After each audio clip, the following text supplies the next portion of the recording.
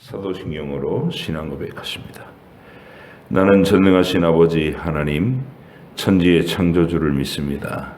나는 그의 유일하신 아들 우리 주 예수 그리스도를 믿습니다.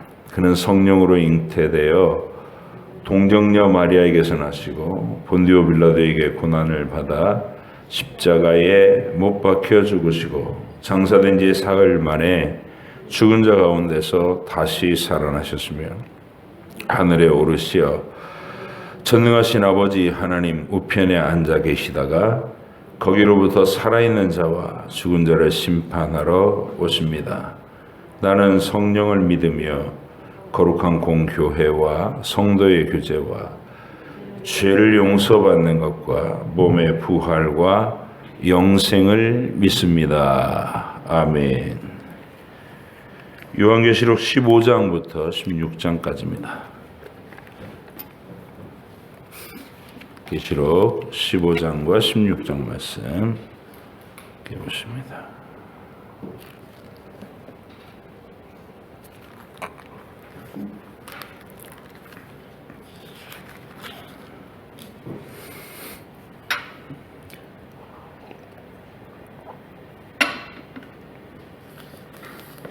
(15장) (16장)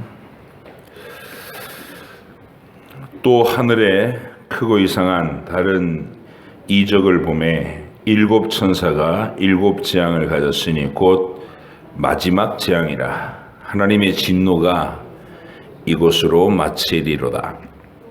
또 내가 보니 불이 섞인 유리바다 같은 것이 있고 짐승과 그의 우상과 그의 이름의 수를 이기고 벗어난 자들이 유리 바다가에 서서 하나님의 검은고를 가지고 하나님의 종 모세의 노래 어린 양의 노래를 불러 이르되 주 하나님 곧 전능하신 이시여 하시는 일이 크고 놀라우시도다.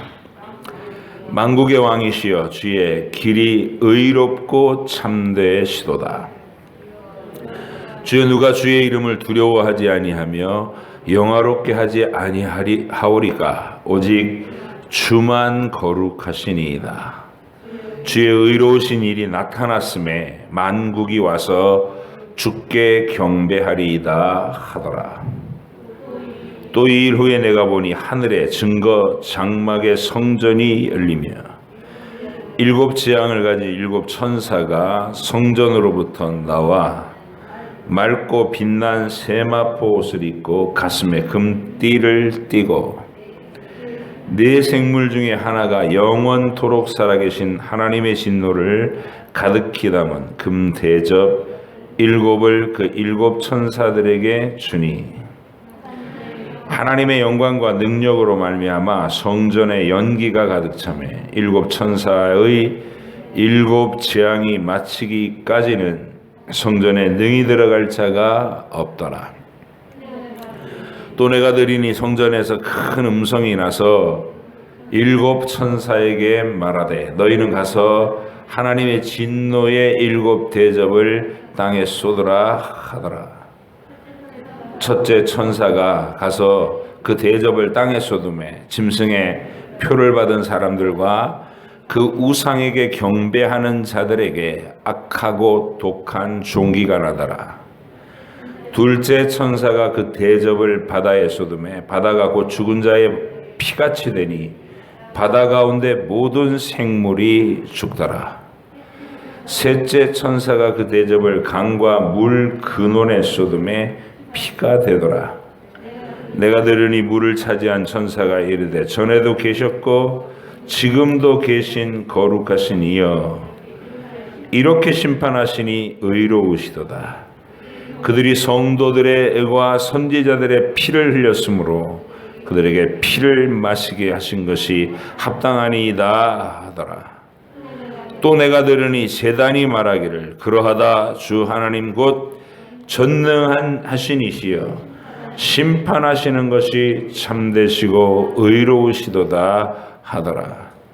넷째 천사가 그 대접을 해에게 쏟음에 해가 권세를 받아 불로 사람들을 태우니 사람들이 크게 태움에 태워진지라 이 재앙들을 행하는 권세를 가지신 하나님의 이름을 비방하며 또 회개하지 아니하고 주께 영광을 돌리지 아니하더라.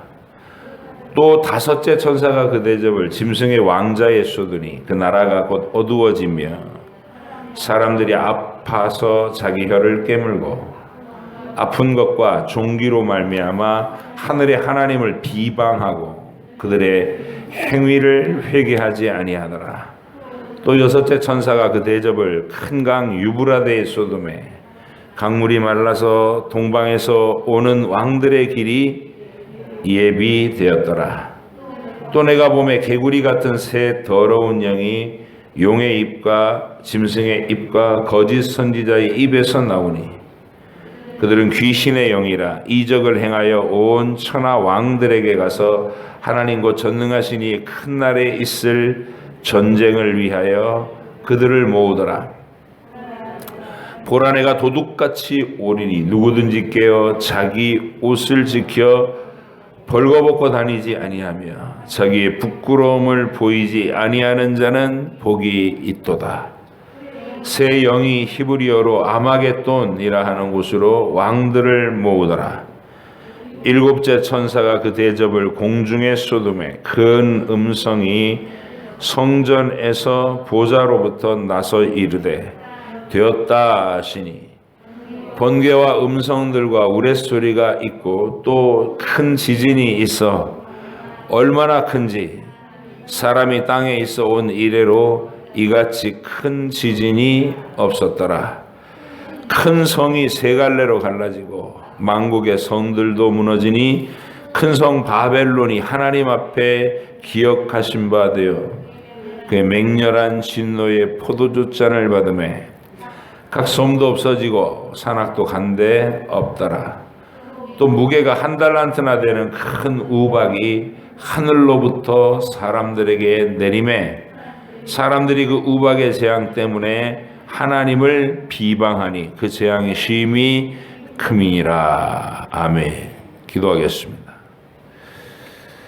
장수자 권사님, 하나님 항상 감사합니다. 오늘 3차 접종합니다. 도와주세요. 하나님 사랑합니다. 예물 올렸습니다. 기도하겠습니다. 하나님 아버지, 오늘도 주의 말씀을 읽고 특히 요한계시록을 이 연말에 다 같이 읽고 하루를 시작하게 해주셔서 감사합니다. 이 세상의 역사가 어떻게 전개되어 왔고 어떤 결말을 맺게 될 것인지, 지금은 성도가 세상에서 핍박과 조롱과 죽임을 당하지만 장차 진정으로 승리할 대상이 누구인지를 분명하게 밝혀서 고난받는 성도들에게 소망과 위로를 주고자 하셨던 이 말씀을 오늘 저희들도 읽으면서 우리 마음속에 하나님이 하시는 일을 가슴에 선명히 새겨두고자 합니다.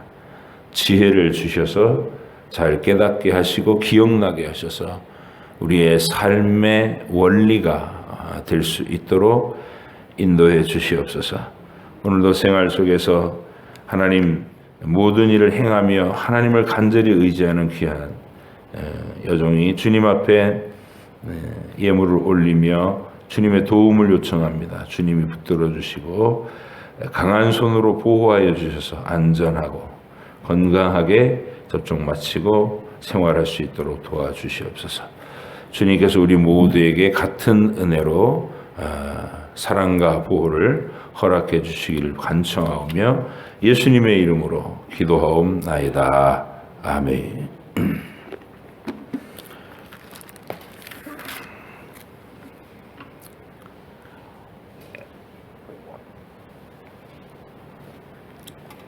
요한계시록의 구조가 마지막에 될 그 한순간 그 종말의 시나리오에 집중되어 있는 것이 아니고 태초부터 종말까지 각 시대마다 존재했던 모든 백성들에게 대한 하나님의 구원의 계획, 그 계획이 어떻게 전개되어 왔고 또 마지막 결론이 어떻게 지어지나 이 얘기를 하려는 거예요. 모든 시대의 모든 교회, 구원받을 각 사람들에게 각 시대마다 어떤 시대의 어떤 시점에서 읽어도 유익이 되고 이 위로가 될 만한 그런 메시지로 주신 것이다 말이죠. 이게 예수님이 재림하실 바로 그 순간, 그때 살아있던 마지막 그 시대의 백성들만을 위한 메시지라고 그러면 그 중간에 읽는 사람들한테는 별로 의미가 없잖아요. 근데 이 말씀은 거기다 포커스를 맞춘 게 아니라, 그 세상 끝에다가 시간적으로 포커스를 맞춘 게 아니라 처음부터 마지막까지가 어떻게 전개되어 왔고 마지막 결론이 어떻게 될 것인지를 미리 보여주는, 그러니까 어느 시대의 사람이 읽어도 자기 얘기가 되는, 나도 그 구원에 참여해야 되니까, 나도 이 말씀이 얘기하고 있는 것처럼 땅에서 고난과 핍박과 죽임을 당하는 시대 속에 살고 있으니까, 도처에서 들려오는 선교의 소식이 선교지에서 목숨을 잃은 사람들, 또 핍박이 심한 나라들 속에서 믿음의 활동을 하다가 고통방학 당하고 죽는 성도들의 이야기를 우리가 지금도 듣고 목격하고 있다는 것이죠. 바로 우리의 얘기다. 먼 미래에, 아니면 우리가 예수님이 우리 당대에 오실 수 있지만 그날 그 시간에 해당되는 사람만 유익한 게 아니라 태초부터 종말까지 존재했던 모든 하나님의 백성에게 요한계시록은 필수적인 책이고, 하나님의 청사진을 이해하면서 자기 인생의 방향을 정확하게 알고 걸을 수 있게 해주는 복된 말씀이다.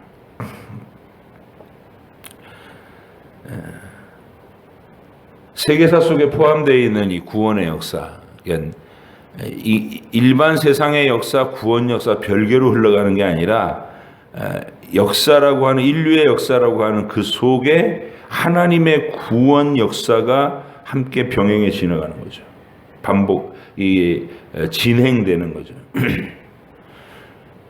근데 이 구원 역사, 세상의 역사를 바라보면 하나님께서 그 역사를 엮어 나가시는 중심 사건들이 일정한 패턴으로 반복되고 있다는 거예요. 가장 중요한 것은 우리의 구원에 관계된 건데, 우리 구원이 어떻게 가능해진 거냐? 먼저 하나님 아버지께로부터 영원하신 뜻이 작정이 되십니다. 하나님 마음속에 품어요. 내가 이들 중 기뻐하는 영혼들을 선택해서 나의 은혜를 입혀야 되겠다. 이 작정이 되면, 그리고 시간과 공간 밖에서 아들 하나님의 완전한 순종이 전제되어서 진리를 이루는 거예요. 하나님 아버지가 작정하시고 아들이 완전한 순종을 하실 것, 그게 진리입니다. 우리를 위해 죽으실 그 위대한 희생제물로 내어주실 위대한 계획이 하나님 속에서 수립되는 거예요.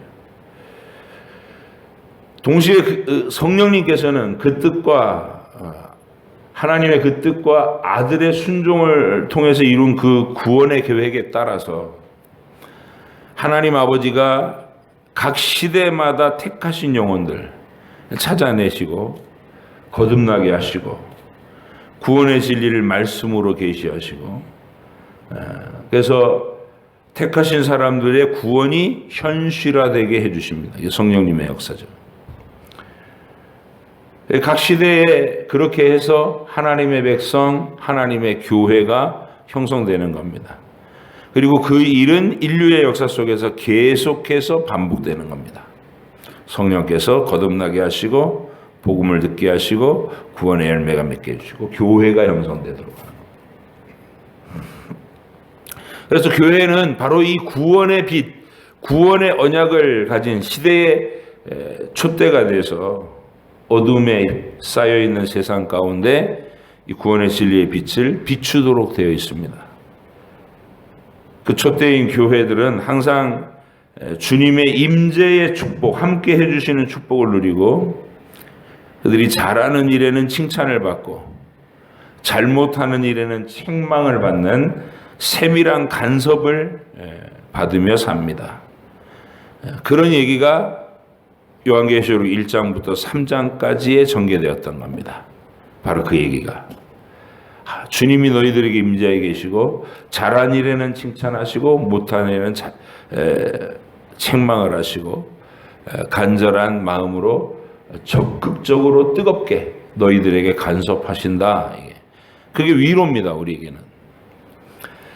그리고 하나님의 백성들은 끊임없이 세상으로부터 핍박을 받고 많은 환난과 궁핍을 경험하며 심지어 죽임을 당하는 자리에 서게 될 겁니다. 그러나 그 마지막은 반드시 승리하는 모습이다 라고 얘기해 주는 것.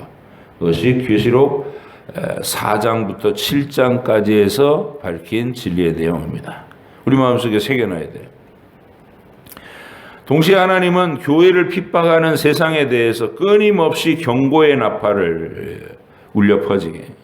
그래서 인류 역사 전체를 통틀어서 단 한 번도 멈추지 않고 각종 재난과 질병과 전쟁의 재앙으로 그들을 치십니다.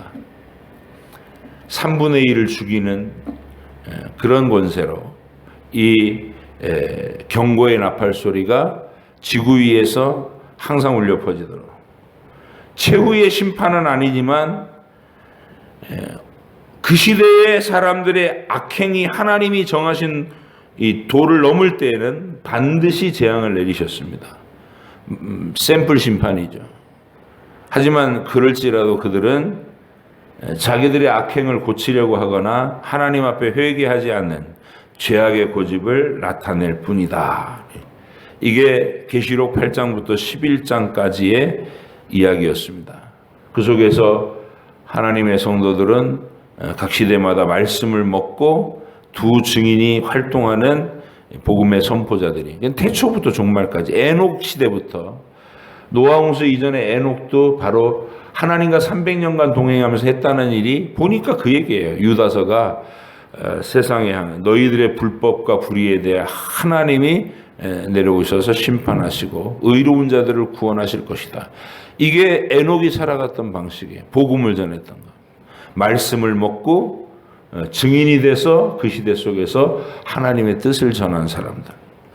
계시록 8장부터 11장까지 내용이에요. 다 우리가 알고 있는 교회의 모습, 세상의 모습을 딱 정확하게 요약해서 제시해 주시는 선명한 말씀인 거죠. 우리가 이 말씀을 가슴에 품으면 세상이 보이는 거예요. 내가 이 세상이 어떻게 흘러갈 것이며 어느 지점으로 정착될 것인가. 그 과정과 결말을 미리 보고 내 인생도 동일하게 방향 없이 그냥 흘러가는 대로 떠내려가는 게 아니라 분명히 이 일의 결국을 내가 알고 있으니까 지금 해야 될 일도 분명하게 나오는 거예요. 환난이 오면 인내와 충성을 보이고 또 기회가 있을 때마다 복음을 증인이 되고 그리고 내 삶을 의미 있게 가꿔내기 위해서 최선을 다하고 이게 우리가 오늘 해야 될 일의 전부다는 것이죠. 하나님을 경외하는 삶.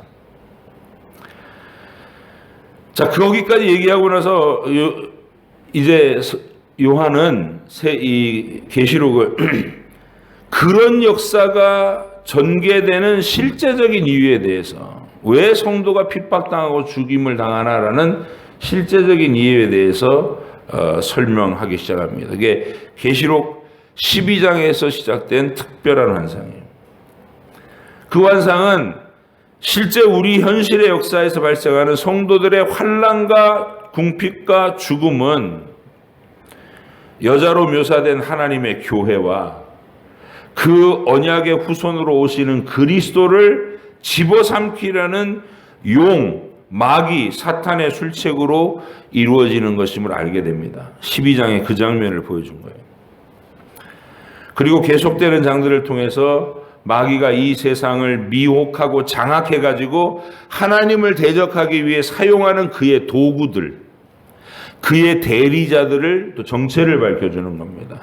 세 가지예요. 첫째는 현실적인 힘과 권력을 가지고 성도들을 핍박하는 세속정부. 둘째는 그 권력에 아부하면서 성도들을 함께 핍박하는 거짓 종교와 거짓 선지자들. 세 번째는 마귀의 이 세 번째 도구는 유혹하는 세속의 문화입니다. 화려함과 그 허영으로 사치로 우리의 마음을 거기 빠지게 만들어서 하나님의 진리에 집중하지 못하도록 벗어나도록 배도하도록 이게 세속의 문화. 성경 요한계시록에서는 그걸 바벨론이라고 부르고 있습니다. 이들의 정체를 폭로한 계시록의 말씀은 이제 다시 14만 4천 명의 구속받은 성도들이 어린 양과 함께 하늘에 모여 있는 모습과 세상을 향한 복음 선포와 또 믿음을 고수한 사람들을 알곡으로 거두어들이고 짐승의 표를 받은 불신앙의 사람들에게는 피의 심판을 선포하는 장면으로 여기까지가 계시록 12장부터 14장까지의 이야기였습니다. 그러니까 우리 전부 우리가 다 알고 있는 구원의 이야기를 그렇게 그림처럼 각 매장마다 펼쳐진 것이 요한계시록이다. 이제 남은 얘기는 그 최후의 심판이 어떤 모습으로 이루어지는지에 대한 환상입니다. 장차 이 일의 결국이 어떻게 펼쳐질 거냐라는 마지막을 알아야 처음부터 여기까지 오는 동안의 일들이 다 이해가 되는 거예요. 끝을 보고 시작을 판단해야 되는 거예요. 하나님의 결말을 보기 전에 지금 당하고 있는 것 가지고서 자기한테 이해가 안 된다고 막 원망부터 하고 불평부터 하고 이러면 안 돼요. 끝을 보고 현재 여기를 판단하면 끝이 승리라면 여기서는 내가 견디고 인내하고 충성하는 것을 보여드릴 수 있는 기회구나.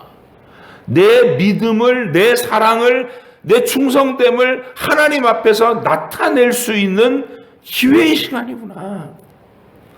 용기가 생기죠. 담대하게 견뎌나갈 수 있는 힘이 주어지는 거예요. 하고 그거 하라는 겁니다. 그래서 장차 최후의 심판이 하나님을 대적하는 악한 사탄의 대리자들에게 어떻게 임할 것이냐라는 걸 얘기하는 게 15장부터 19장까지에서 쭉 전개되는 내용이 될 겁니다. 15장과 16장에서는 이 진노의 대접, 마지막 재앙으로 얘기하면 마지막 재앙이죠. 이 진노의 대접 얘기를 할 거고 17절, 18절, 17장, 18장, 19장까지에서는 앞에서 이 얘기했던 용의 하수인들, 권력과 거짓 선지자, 거짓 종교, 그리고 세속의 문화를 어떻게 심판하실 것인지를 보여줄 거예요.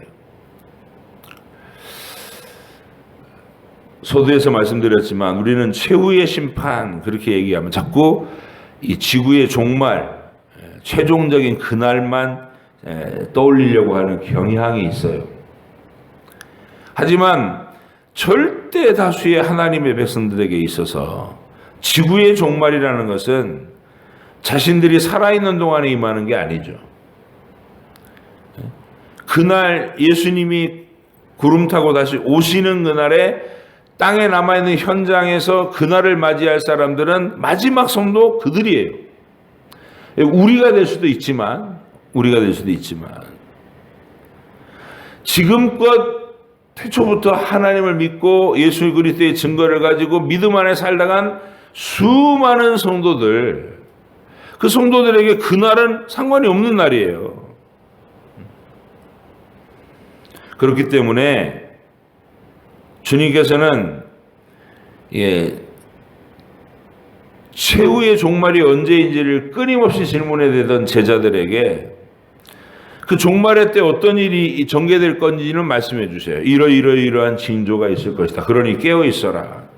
그날이 언제 임할는지 모른다. 도적같이 임한다. 그렇게 이제 알려주셔요.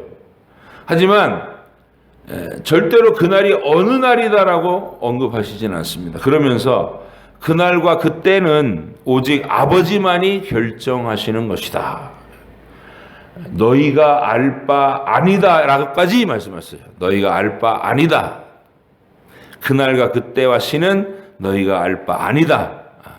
언제라도 임할 수 있는 날이니 깨어서 기다려라. 이렇게만 얘기했어요. 이건 각 시대 성도들에게 지구 종말에 대한 과도한 집착을 하지 못하도록 하시는 분명한 의도예요. 너희 알 바 아니다. 깨어 있기만 해라. 하지만 이 지구의 종말이라는 종말관과 최종 종말, 최후의 종말이라는 말은 좀 구분이 돼야 됩니다. 어느 시대 어느 개인에게도 최후의 종말은 늘 있습니다. 개별적인 집단이나 각 개인들의 종말이라고 부를 수 있는 것, 죽음이라고 하는 한계에서 우리는 그걸 만나죠. 하나님께서는 개인이든 민족이든 국가든 이 경고의 나팔과 각종 재난들로 회개를 촉구하는 기회를 주시다가 마침내는 최종적인 종말을 시행하십니다. 그렇게 개인적으로 만나게 되는 최종적인 종말 앞에서 우리는 두 가지 평가로 이렇게 갈리게 되는 거예요. 하나는 복음과 어린 양의 증거를 가지고 이마와 오른손에 인침을 받은 자들에게는 구원의 즐거움으로 하나님이 영원한 세상을 하늘을 열어주실 것이고, 다른 하나는 배도해서 짐승과 우상에게 경배하고 마찬가지로 이마와 오른손에 짐승의 표를 받은 자들은 불신앙의 삶을 일관되게 살았던 자들에게는 최종적인 진노의 심판을 쏟아지도록 하는 겁니다. 그러니까 최종 심판이라고 하는 것은 더 이상 회개할 기회가 없는 마지막 재난을 의미하는 거예요. 이건 누구든지 다 그날을 맞닥뜨립니다. 지구의 종말은 마지막 그때 그 사람들만 겪게 되겠지만 어쨌든 하나님의 최종적인 이 심판, 그 앞에 서는 것은 누구나 다 선다는 거예요. 자기 개인의 종말이 있다는 거예요. 요한계시록은 바로 그 종말에다가 초점을 맞춥니다. 누구든지 맞이해야 되는 자신의 최종적인 종말을 바로 그 지점에서 우리는 승리와 영광의 14만 4천의 모임에 들어가게 된다. 바로 그 지점에서. 그 14만 4천의 승리의 영광의 모임으로 들어가지 못하는 자라면 우리는 불못에 참여하는 자일 수밖에 없다는 거예요. 그 긴박감으로 오늘을 내가 믿음으로 견디며 인내하며 환난과 핍박 속에서도 배도하지 않고 세상의 유혹 속에서도 변절하지 않고 믿음을 지키고 살아야 될 필연성이 절실하게 있는 거예요. 누구에게나.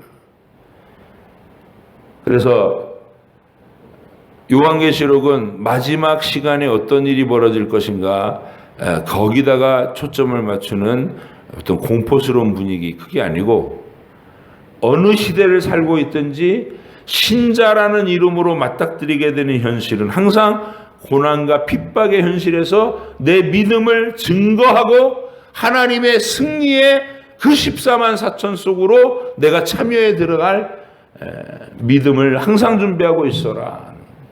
그 얘기를 하는 거예요. 하나님은 가만히 계시다가 어느 날 갑자기 뒤통수를 치는 방식의 심판을 행하지 않으셔요. 하나님의 방식이 아니에요. 하나님은 항상 회개할 기회를 충분히 주십니다. 노아의 홍수 때도 노아가 방주를 짓는, 학자들은 대충 120년 동안 그 방주를 졌다 이렇게 보는 학자들이 있어요. 산꼭대기에서 한 가족이 축구장 3개 크기만한 배를, 그것도 3층 구조로 짓는다는 얘기는 그 당시 전 세계 당시 전 세계라고 해서 모여있던 한 일정 지역의 전체 인구였겠죠. 그들 모두의 조롱의 대상이었습니다. 미쳤어 이런 소리가 늘 들려요. 아마 세상 사람들이 이렇게 구경 와가지고 한 번씩 쳐다보고 저들이 정말 어리석은 자들이야. 장차 비가 와서 온 세상의 산들까지 잠기게 된다고 저 모양을 하고 있어. 이러면서 비웃고 조롱했던 거예요.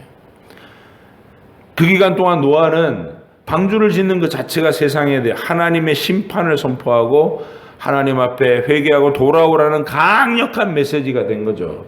그 시대의 교회인 거예요. 그 시대의 진리였고. 그러나 그들은 끝내 회개하지 않았죠. 하나님이 물로 그 세상을 심판하셨습니다.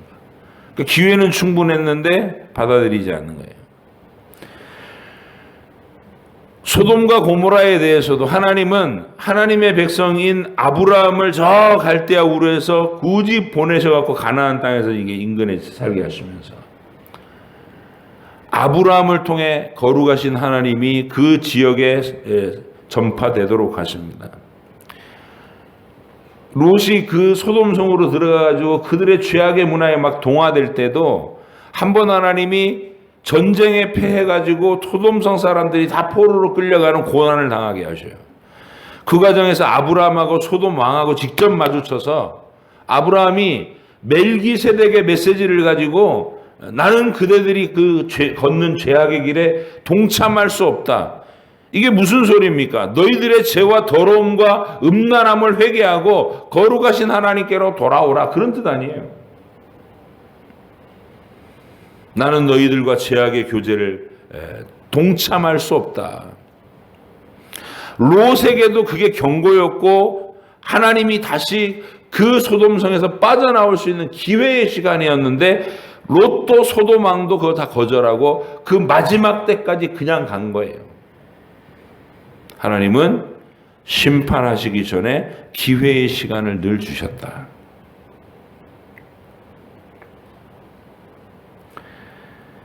하나님의 구속의 섭리를 보다 이게 세밀한 그 모든 구원의 원리들을 다 집어넣어 가지고 상징과 예언이 되게 모든 것을 아주 짜임새 있게 연출해 내신 사건이 출애굽 사건입니다. 한 민족을 통째로 애굽의 노예 생활에서 건져내시는 그곳에서 하나님의 모든 구원 행위에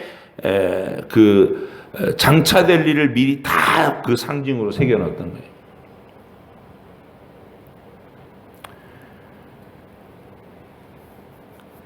출애굽 심판은 먼저 경고의 재앙들로 10차례나 반복됩니다.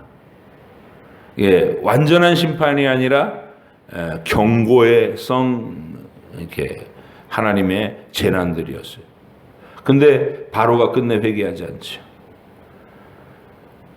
그리고 교만한 마음으로 하나님의 백성들이 건너가고 있던 그 홍의 길을 자기들도 따라서 들어왔어요.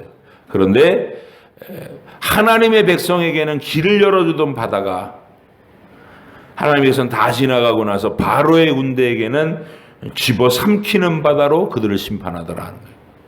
동일한 바다가 하나님의 성도들에게는 길을 열어주고 하나님을 대적하는 악인들에게는 집어삼키는 권능으로 심판을 행하더라. 하나님께서 요한계시록에서 최후의 심판, 대접의 진노를 쏟으실 이 장면을 우리가 읽으면 바로 떠오르게 되는 것이 출애굽 현장입니다. 홍해 사건. 그 홍해는 하나님의 백성에게는 길을 열어주는 은총의 바다였지만 애굽 왕과 그의 군대에게는 집어삼키고 멸망시키는 심판의 바다였습니다. 오늘 15장 1절에 오늘 이건 15장 1절에 이런 힌트가 되는 말씀이 나와요. 하나님의 7 천사가 7 재앙을 가졌는데 하나님의 진노의 마지막 판이라고 말하고 있어요.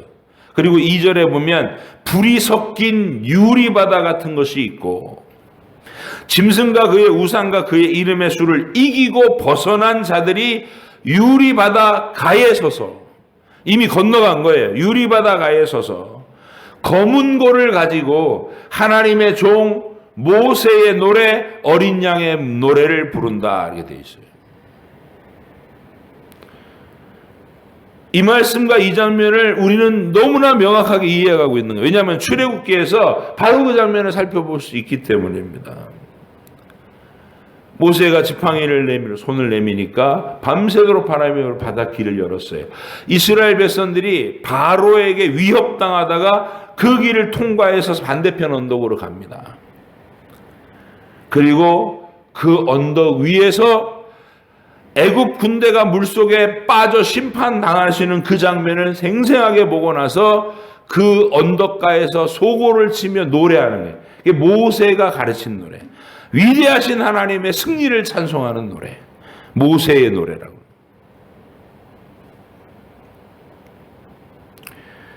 요한계시록에서는 그 노래를 바로 어린 양의 노래, 모세의 노래, 어린 양의 노래라고도 불러요. 그러면서 구원하심이 그리스도로부터 하나님이 하시는 일이 크고 놀라우시도다. 만국의 왕이시고 주의 길이 의롭고 참되시다. 주여 누가 주의 이름을 두려워하지 아니하리까. 오직 주만 거룩하십니다. 이 심판하심이 하나님의 의로우심입니다 하고 찬송을 해요. 모세의 시대도 말과 그 탄자를 바다에 빠치우시는 하나님께 찬양하리로다, 이렇게 찬양했다. 승리의 영광.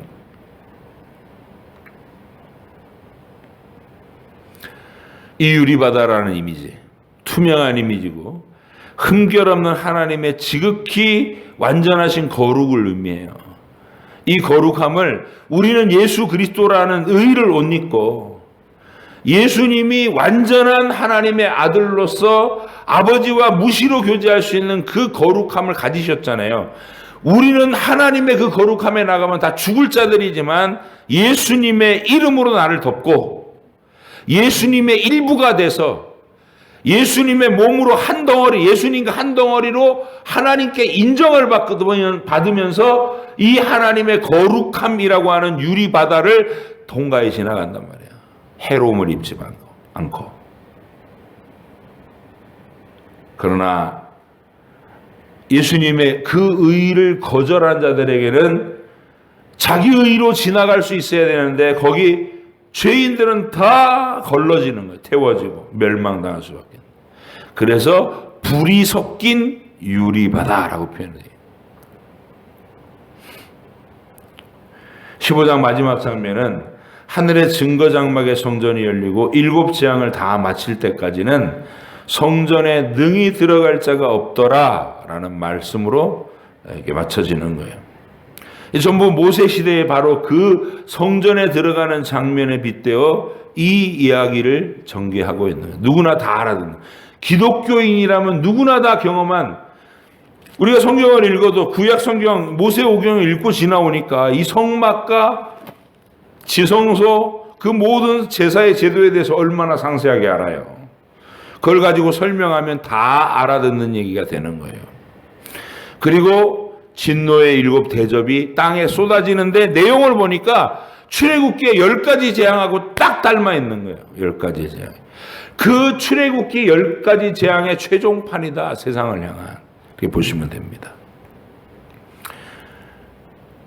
여러분, 어린 양의 피를 대문에 발라놓고 죽음을 면했던 출애굽의 샘플이 예수님의 피를 우리 마음속에 믿음으로 바르고 있으면, 예수 그리스도의 그 이름을 놓치지 않고 있으면 우리도 모든 죄를 속량함을 받고 하나님의 거룩하심이라고 하는 불섞인 유리바다까지도 통과할 수 있고, 그 언덕에 서서 하나님의 구원의 위대함을 찬송하고 노래할 때 세상은 그 유리바다를 통과하지 못하고 하나님의 진노 아래 살라질 뿐이라는 것을 우리가 바라보게 되는 것입니다.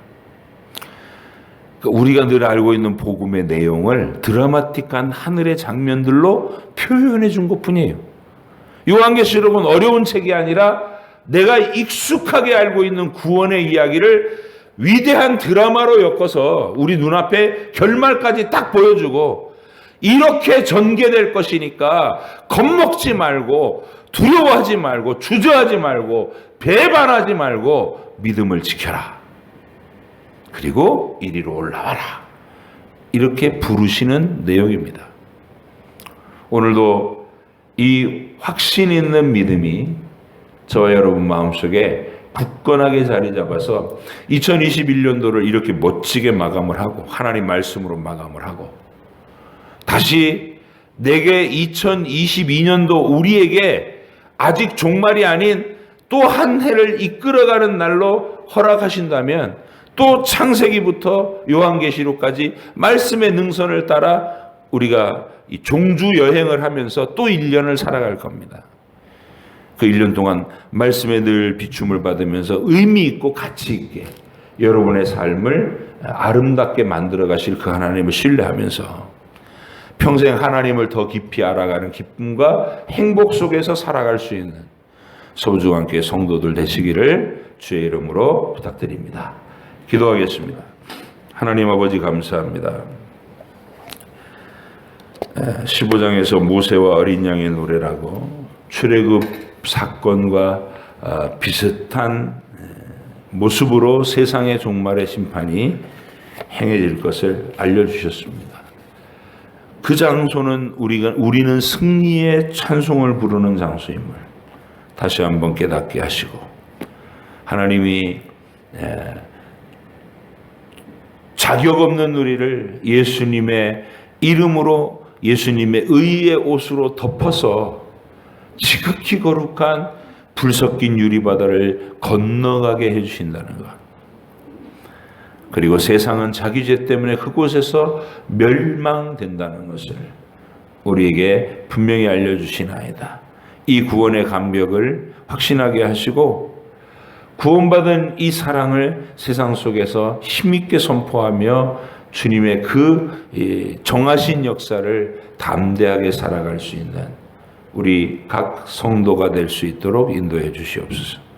오늘도 이 믿음을 더 깊이 묵상하며 주님과 더 친밀한 사랑의 교제를 나누는 복된 주의 자녀가 되기를 원하옵고 예수님의 이름으로 기도하옵나이다. 아멘. 하늘에 계신 우리 아버지, 아버지의 이름을 거룩하게 하시며 아버지의 나라가 오게 하시며 아버지의 뜻이 하늘에서와 같이 땅에서도 이루어지게 하소서. 오늘 우리에게 일용할 양식을 주시고 우리가 우리에게 잘못한 사람을 용서하여 준 것 같이 우리의 죄를 용서하여 주시고 우리를 시험에 빠지지 않게 하시고 악에서 구하소서. 나라와 권능과 영광이 영원히 아버지의 것입니다. 아멘.